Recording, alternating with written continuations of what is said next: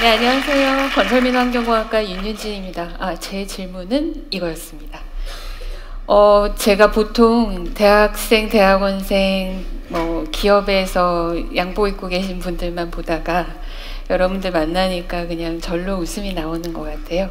오늘 제가 설명드리고 또 공유하고 싶은 것은 앞서 두 분이 말씀하신 그렇게 깊이 있는 것은 아닙니다. 마지막이지만 좀 재미있게 들을 수도 있지 않을까 하는 생각이 들고요. 주제는 배움과 직업에 경계는 필요할까 혹은 경계가 있다면 무엇일까입니다. 질문 다락방이니까 첫 번째는 뭘 해야 될까 고민하다가 질문에 대해서 질문을 해봐야겠다. 질문이라는 건 과연 무엇인가? 그래서 질문해 보겠습니다. 여기 누가 앉아있네요. 열심히 지금 다스베이더 가면을 쓰고 본인의 정체를 숨긴 채 컴퓨터에 앉아서 무엇을 하려고 노력하고 있습니다. 이제 11살이 된 저희 쌍둥이 아들 중에 한 명이고요. 이런 상황에서 뭔가 지금 찾으려고 하는 것 같아요. 그죠? 근데 도대체 뭘 하려고 하는 건지 이 질문에 대해서 육하원칙에 기반을 해서 한번 생각을 해보면 누군가 하면은 제 쌍둥이 아들 중에 하나입니다. 언젠가 정확하게 시간은 모르겠지만 아마 엄마가 집에 없는 어느 시간이겠죠. 그리고 어디냐고 물어보시면 아마 제가 집에서 이제 사물을 보는 공간인 것 같고요. 무엇을 질문하는가? 이건 잘 모르겠습니다. 어떻게 질문하는가? 컴퓨터를 통해서 아마 구글 서치나 유튜브를 보고 싶은 거겠죠. 마지막으로 왜 질문하는가? 이것도 조금 알기가 어려운 것 같습니다. 6가지의 원칙에 기반해서 다른 사람들이 질문을 하는 것을 지켜볼 때 대체로 4가지는 그렇구나 하지만 좀 알기 어려운 것이 무엇을 질문하는지, 그다음에 왜 질문하는지 이런 것들이 좀 알기가 어렵습니다. 저는 이렇게 굉장히 좀 뜬금없는 질문을 많이 하면서 사는 사람이고요. 이런 일이 있을 때 보통 하는 일은 좀 책을 뒤져본다든지 성공하신 분들은 무슨 생각을 했을까 이런 걸 좀 찾아옵니다. 그래서 성공한 사람들의 의견을 들어보기로 합시다. 제가 잠깐 읽어보면요. The important thing is not to stop questioning. Curiosity has its own reason for existing. 정말 중요한 거는 끊임없이 질문하는 것이고 호기심이라는 것 자체는 존재의 이유가 있다라는 뜻인데요. 이거 누가 한 말인지 혹시 아시는 분이 있을까요? 네. 이 말을 한 사람은 여러분들에게 매우 익숙한 아인슈타인입니다. 성공하신 분이시죠. 또 이런 말도 있습니다. There's no such thing as a dumb question. 바보 같은 질문 같은 거는 존재하지 않는다. 이건 흔히 쓰는 말인데 이 말을 이 말을 통해서 본인이 하는 것을 가장 잘 설명하신 분은 칼 세이건입니다. 지금 김준환 교수님께서 설명해 주셨던 천체 물리학의 대가이시고요. 아마 여러분들 나이쯤부터 시작해서 많이 읽게 되는 코스모스라는 책을 쓰신 분이시고 학부모님들 중에 어쩌면 어렸을 때 이 코스모스라는 PBS 시리즈를 KBS를 통해서 시청하셨을 수 있습니다. 이거는 조금 어려운 말일 수도 있어요. Tell me and I forget, teach me and I may remember, involve me and I learn. 나한테 그냥 말해주면 아마 난 잊어버릴 것 같고 좀 가르쳐주면 어쩌면 기억할 수도 있지만 나하고 같이 무언가를 함께 한다면 나는 꼭 배울 수 있어 라고 말하는 건데요. 여기서 involve라는 것 자체가 같이 참여하고 서로 인터랙션하고 이런 것들이거든요. 아마 여기에 있어서 학습이라고 하면 학습이라는 주제를 생각한다면 질문을 하고 대답을 하고 이게 아마 가장 큰 또 중요한 인볼브먼트일 겁니다. 이 말을 한 사람은 사실 굉장히 오래전 사람이세요. 미국의 파운딩 파더스 중에 한 명인 벤자민 프랭클린입니다. 제가 지금 설명드린 3명 모두가 사실 어떤 특정 국가에서 어떤 특정한 일을 하신 분이시지만 전 세계에 있는 사람들 중에 모르는 사람이 거의 없는, 아는 사람이 모르는 사람보다 훨씬 많은 그런 분들이십니다. 근데 이 3분이 또 좀 특이한 공유점이 있으세요. 아인슈타인은 특허 사무실 직원으로 클럭으로도 일을 했었고요. 상대성 이론이라는 엄청난 발견을 통해서 우리에게 현대물리라는 문을 열어주셨고요. 또 브라우니안 모션이라는 걸 통해서 유체의 움직임을 저희가 수학적으로 표현할 수 있게 함으로써 뭐 핵이라든지 뭐 아톰이라든지 저 같은 사람이 하는 불확실성에 기반한 스토캐스틱 옵티마이제이션 같은 것들을 할 수 있는 길을 열어줬습니다. 그렇지만 굉장히 유능한 바이올린 연주자이기도 했습니다. 칼 세이건은 물리학자이고 천체학자이고 천체 물리학자이고요. 하버드대 교수고 코넬대 교수고 아까 말씀하셨던 우주에 다른 생물체가 존재하나요? 존재한다고 믿으면서 평생을 거기에 디보션을 하셨었고요. 또 인류에게 핵겨울의 위험성에 대해서 최초로 경고한 물리학자입니다. 그와 동시에 코스모스 같은 엄청난 책을 클래식을 써냈고요. 또 컨택트라는 굉장히 재미있는 그 소설을 써서 영화화가 됐었고요. 조디 포스터라는 분이 주연을 했었고요. 이 모든 것들을 합쳐서 퓰리처상도 수상했습니다. 사실 직업을 저널리스트로 하는 사람들도 퓰리처상을 받는 거는 쉽지 않거든요. 이런 엄청난 분이셨고요. 벤자민 프랭클린은 말씀드린 것처럼 미국의 파운딩 파더스 중에 한 명인데 왓슨하고 거의 동시에 전기를 또 발명했습니다. 그래서 우리가 요즘 흔히 쓰는 배터리, 차지, 또 뭐 컨덕터 이런 이름들을 처음으로 쓰게 만든 사람이고요. 또 어느 건물마다 있는 피레침을 발명한 사람이고요. 또 나이가 약간 들면 쓰게 되는 바이포칼 렌즈를 또 발명했습니다. 그렇지만 또 파리 조약을 맺는데 중요한 역할을 했고요. 필라델피아에 미국 최초의 소방서를 만들었고요. 지금으로 치면 웹툰이나 이런 식으로 굉장히 인기 있는 작가였습니다. 벤자민 프랭클린은 본인의 자서전을 썼는데요. 이 본인의 자서전을 쓴다고 하면 보통 사람들이 뭐 좋은 얘기만 쓰겠지 그게 뭐 읽을 게 있을까라고 생각하지만 벤자민 프랭클린의 이제 자서전은 미국 문학 역사상에서도 가장 중요한 작품으로 남아있는 굉장한 역작입니다. 이분들의 좀 족적을 따라가 봤을 때 저 같은 사람이 하는 생각은 질문이란 무엇인가? 결론은 좀 이런 것 같습니다. The most dumb question is the question never asked. 이것도 저희가 많이 하는 말이에요. 좋은 질문, 나쁜 질문을 가르려고 하면 나 이런 거 물어보면 너무 바보 같지 않을까? 이런 걱정을 저희가 많이 하는데요. 제가 늘 사람들이나 학생들한테 얘기하는 거는 세상에 좋은 질문도 나쁜 질문도 없다. 좋은 질문 하나를 어떻게 생각해야 될까를 고민하는 시간에 여러 개의 작은 질문들을 이어서 해보면 좋지 않은가. 이건 제 경험상, 제 경험에 비춰봤을 때 질문이라는 것의 행위가 어떤 답을 하나를 찾아내는 그게 목적이라기보다는 질문을 통해서 작은 답을 얻고 그 답에 비추어서 더 큰 질문을 만들어내고 이렇게 계속해서 질문과 답을 반복하는 하나의 체계 혹은 프로세스라고 생각합니다. 이것을 통해서 저희가 질문과 대답을 통해서 어떤 지식을 습득할 수 있고요. 또 계속되는 질문과 대답을 통해서 우리만의, 여러분만의 새로운 지식을 또 만들어낼 수 있을 겁니다. 그러면 제가 이렇게까지 말을 했으니까 저와 질문과 저는 그동안 어떤 공생관계를 지녀왔는가를 좀 살펴보겠습니다. 학교들이고요. 지금 여기 3개의 학교가 캠퍼스 전경이 나와 있습니다. 한 곳은 한국에 있는 곳이고요. 2곳은 미국에 있는 곳입니다. 제가 이 3가지 학교를 다 다녔고요. 처음 전공은 수학을 했습니다. 그때 제가 고등학교 때 수학이 이제 너무 재밌고요. 그 다음에 뭐라도 더 해보면 더 재밌을 것 같은 거예요. 그래서 수학을 전공하게 된 거는 뭐 질문이 그냥 수학은 얼마나 다양할까? 얼마나 더 재밌는 게 있을까? 그런 질문이었고요. 근데 수학을 막 하다 보니까 이런 질문이 떠올랐습니다. 이렇게 공부를 많이 했는데 이걸로 뭘 할 수 있지? 라는 질문이 들어서 컴퓨터 사이언스를 전공을 했었고요. 컴퓨팅을 한참 하다 보니까 이제 수학도 잘 알고 막 여러 가지를 할 수 있을 것 같은데, 야 근데 이제 먹고 살아야 되는데 이런 거 다 합치면 어떻게 돈을 벌 수 있지? 라는 생각이 들어서 매니지먼트 사이언스 앤 엔지니어링이라는 이제 경영학도 공부를 했습니다.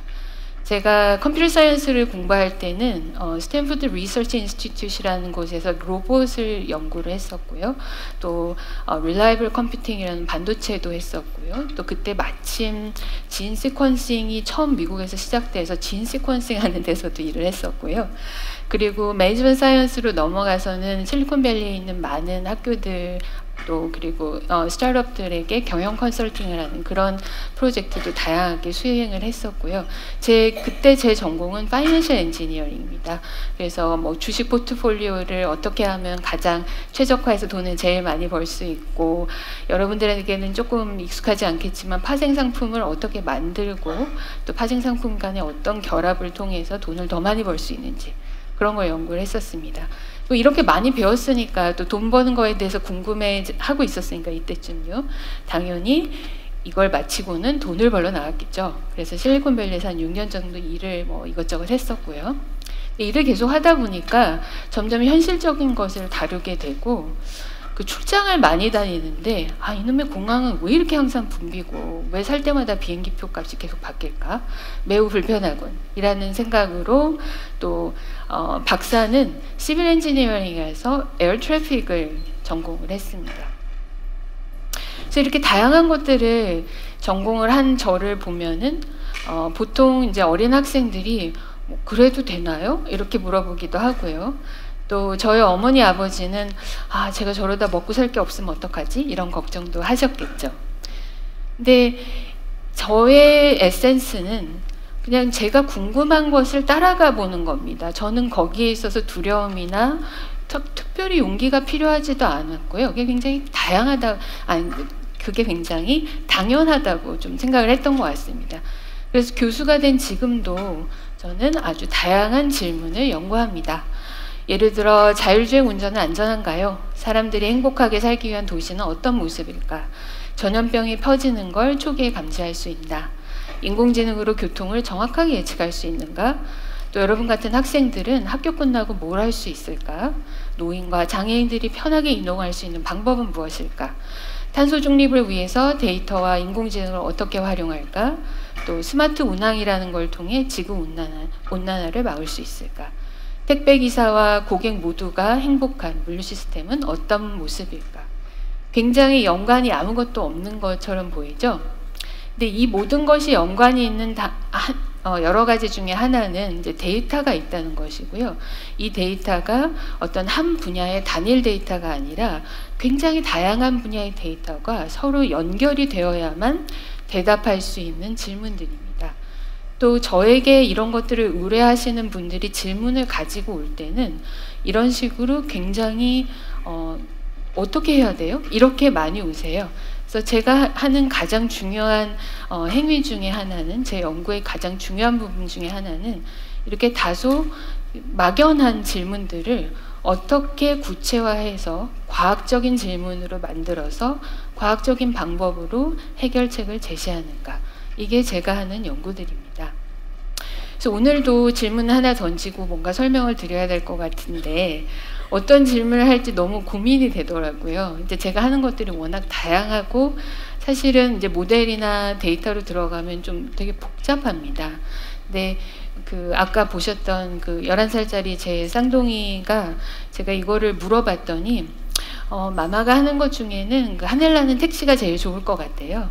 그래서 오늘의 질문은 하늘을 나는 택시를 우리는 어떻게 쓸 수 있을까요?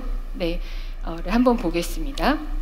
이 질문은 저한테는 너무나 반가운 질문이었어요. 이제 외부에서 의뢰하신 질문이었는데 요 만화 영상이 지금 잘려 나갔네요. 죄송합니다. 이게 영상이 돌아갔었으면 좋았을 텐데, 이게 미국에서 나온 만화고요. 여기 이제 미래 도시 같은 겁니다. 근데 보면 사람들이 요만한 파드에 이렇게 조그마한 비행기 같은 거를 타고 출근을 하고 학교도 가고 이런 만화고요. 이 만화의 제목은 더 제슨스라는 만화예요. 실제로 보지 않으면 약간 이해하기가 어려울 것 같은데요. 근데 이 만화가 여러분들 아마 이 제슨스가 익숙하진 않을 것 같고요. 플랜스톤이라는 걸 만든 팀에서 똑같이 만들어낸 만화입니다. 이 만화의 모습을 보면 사람들이 개별 비이클별로 그런 작은 파드라고 부르는 비행기를 타고 다니고요. 그 비행기를 그렇기 때문에 건물들이 이렇게 높은 곳에 있을 수가 있습니다. 근데 이 만화를 제가 어렸을 때 AFKN이라는 굉장히 오래된 시스템을 통해서 일요일마다 재밌게 봤었던 만화인데, 이 만화가 몇 년도에 만들어졌냐면 1962년도와 63년도에 처음 방영된 만화입니다. 하늘을 날아서 우리의 일상 이동을 하는 것을 사람들이 생각한 지는 엄청나게 오래된 것이죠. 이걸 조금 더 구체화해서 보면은 2020년에 나사에서 저는 이제 Concept of Operation이라는 CONOPS라는 걸 내놓는데요.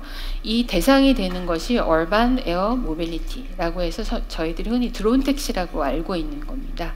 그래서 여기 보시면 이제 도시가 펼쳐져 있고 뭔가 다닐 수 있게 지금 이제 출발하는 곳, 도착하는 곳도 나와 있는 것 같고, 그 다음에 이제 어떻게 가야 되는지 길도 좀 보이네요. 여기에서 이게 그렇게 어려워? 비행기만 있으면 되지 않을까? 라고 이제 생각을 할 수 있을 것 같아요.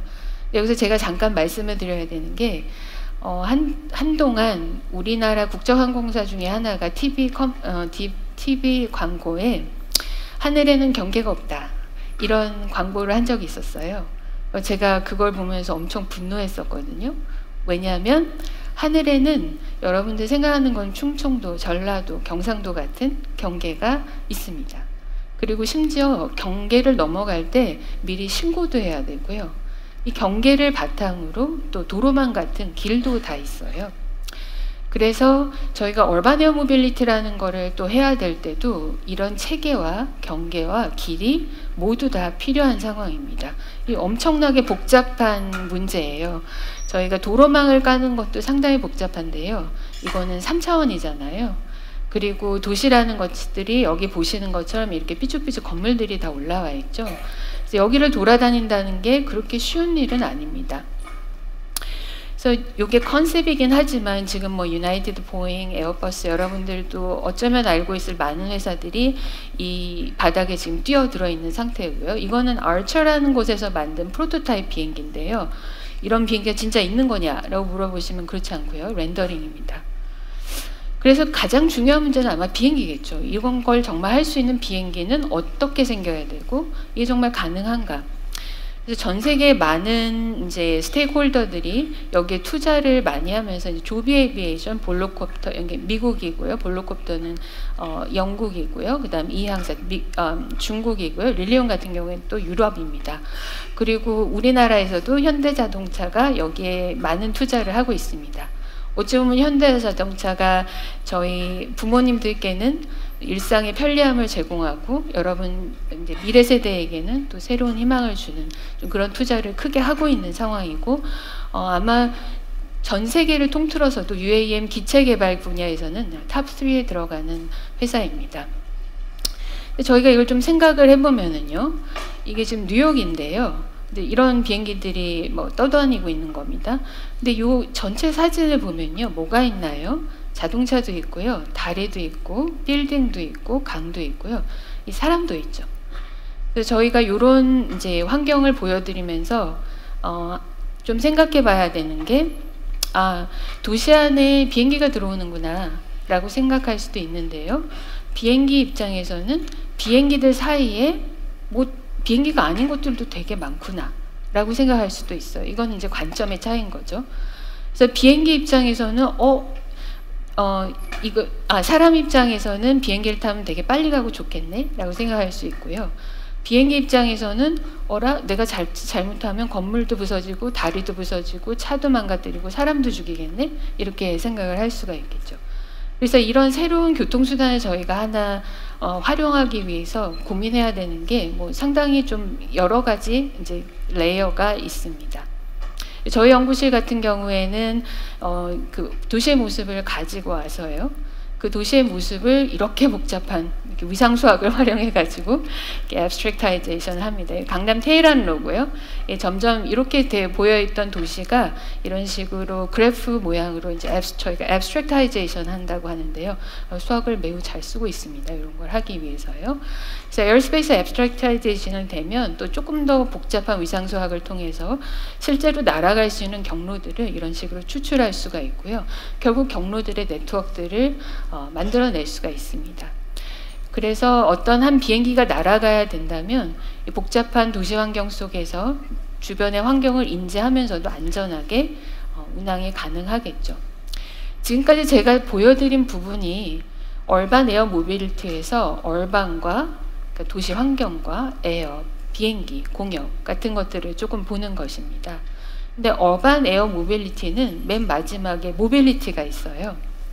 이 모빌리티라는 게 뭘까요? 요즘 이제 많이 쓰는데요. 원래는 저희가 이제 교통이라고 했었어요. 근데 모빌리티는 교통, transportation과 그다음에 accessibility, 접근성이라는 게 합쳐져 있는 상당히 추상적인 개념입니다. 그래서 기존에 하던 자동차 만들기, 도로 깔기, 교통법규 만들기도 들어가 있고요. 그렇지만 이 모든 것들을 사람들이 얼마나 편리하게 쓸 수 있고 사람들이 사는 환경에 얼마나 도움이 되고 혹은 얼마나 유해하고 사람들은 돈이 많은 사람들만 쓸 수 있는 건지 누구나 쓸 수 있는 건지 이런 것들을 굉장히 다각적으로 고민해야 되는 그런 숙제를 안게 됐습니다. 이걸 답하기 위해서 모빌리티 분야는 뭐 이렇게 좀 생각해 볼 수 있습니다. 이게 뭐냐면 서울에 24시간 동안 택시 트립이에요. 이걸 전부 다 저희가 뿌려보면은 여러분들 보시는 것처럼 여기가 인천공항이고요. 그래서 굉장히 롱 디스턴스 트립이 많이 일어나고 있고요. 서울시 안에서는 이제 도시가 깨어나면서 비교적 고르게 지금 택시 트립들이 많이 일어나는 상황입니다. 근데 저희가 이제 비행기 탈 정도로 거리 이동을 하려면 좀 멀리 가야 되지 않을까요? 그래서 이게 전부 다라고 한다면 이 경우에는 이동 시간이 30분 이상이고 그리고 10km 이상 일어났던 그 트립들만 트립들만 이제 모아봅니다. 그 왼쪽에 비해서는 오른쪽이 조금 더 이렇게 좀 흐려지는, 조금 더 많이 줄어드는 모습을 볼 수가 있습니다. 아마 저희가 UAM을 쓰게 된다면 이제 대상이 될 만한 승객들이겠죠. 근데 이 정도는 도대체 어느 정도 퍼센티지가 되는 걸까를 보면 실제 이제 그 이동과 퍼센트를 따져보면 저희가 한 30% 정도가 아마도 UAM의 대상이 될 수 있는 이제 그 디맨드인 것 같다, 이렇게 또 생각을 해볼 수가 있습니다. 그러면 또 여기서 하나를 더 생각해 봐야 되는 게요. 사람들이 그 UAM을 쓰고 싶어 하는 이유는 그냥 도로에 앉아가지고 기다리는 시간이 너무 지루하기 때문이거든요. 그래서 이 지루하다는 거는, 여기를 잠깐 보겠습니다. 지루하다는 거는 사실 이제 심리적인 고통인 거죠. 저희가 이제 교통에서는 이게 디스유틸리티라고 부릅니다. 그냥 기다리는 시간이 너무 지루한 거예요. 그래서 여기 보여드리는 이 차트를 보시면 한 50% 정도는 시간이 항상 더 걸립니다. 50% 트립에서 50% 정도 더 멀리 가는 것과 똑같은 심리적인 압박을 느끼고 계시고요. 그래서 이런 심리적인 압박까지 고려를 하게 되면 UAM을 우리가 어디다 서비스할 수 있을까를 봤을 때 이렇게 몇 개의 루트로 사실 이제 좀 줄어들게 됩니다. 이 연구는 제가 우버 엘리베이시라는 미국에 있는 우버라는 회사가 UAM을 사업을 시작하던 초창기에 같이 했었던 연구인데요. 여기 나오는 지금 데스티네이션들이 어떤 애들이냐면요. 인천공항, 그다음에 용산과 명동 지역, 그다음에 주요 종합병원들입니다. 그리고 동서울 터미널이 좀 있고요. 이런 식으로 사람들이 그러니까 장거리 트립을 많이 할 수밖에 없는 그런 곳들이 이제 잡혀서 나오게 되고요. 이게 조금 안타깝게도 이것을 하고 우버하고 제가 좀 내린 결론은 UAM 서울에 쓰기 좀 쉽지 않을 수도 있겠다. 그 매력적인 루트가 다소 좀 제한적이고, 그렇지만 뭔가 지역을 넓힌다면 포텐셜은 충분히 있겠다. 이런 식으로 이제 저희가 결론을 냅니다. 이게 이제 제가 하는 연구의 하나의 흐름입니다. 여기서 제가 이건 마지막 슬라이드인데요. 여러분들이 제가 한 연구에서 수학을 썼다고 했는데 도대체 뭘 쓴 걸까? 이렇게 궁금하실 수도 있을 것 같아요. 근데 제가 쓰는 거의 모든 연구에 제일 첫 스텝이 뭐냐면 여기에 가장 적합한 도형의 모습이 무엇인가입니다. 이건 전부 다 서울의 모습인데요. 이 서울을 저희가 네모난 정사각형으로 자잘하게 자르면 이렇게 보이고요. 이 자잘하게 자른 정사각형들을 성질이 비슷한 것들끼리 모아서 사이즈가 다른 렉탱글을 모으면 이렇게 저희 hierarchical grid라고 하는 그리드가 보이고요. 앞서 우버나 요 UAM에서 보셨던 거는 육각형을 활용해 가지고 또 저희가 지오 유닛을 잡습니다. 이 도형을 어떻게 표현하느냐는 사실 되게 중요한 문제여서 구글은 구글대로의 도형이 있고요. 또 우버는 우버대로의 도형이 있고요. 이게 다 자기만의 고유 도형을 가지고 있습니다. 그게 또 기술력의 원천이 되고 또 하고요. 그래서 제가 그 수학을 전공하면서 이렇게 여러 가지 길을 걸어온 것에 비추어 보아 이제 수학은 잊어버렸겠네 라고 생각하실 수도 있을 것 같아서 그렇지 않다. 모든 것은 수학에서 다 시작하고 있고 제가 질문을 하는 과정, 질문에 대답하는 과정, 질문과 대답에서 다른 질문으로 이어지는 그 과정이 모든 것이 수학적인 사고를 기반으로 일어난다. 사실은 기하 도형이 다했기도 하고 그리고 수학이 혹은 질문이 다 한 거기도 합니다. 이게 마지막 슬라이드입니다. 제가 여러분들한테 어떻게 좀 마무리를 지을까 하다가 아마 하고 싶은 말은 이건 것 같아요. 여러분들이 궁금한 것에 따라서 떠오르는 질문을 따라서 즐거운 학습과 발견의 여정을 만들어 가시기 바라겠습니다. 네, 감사합니다.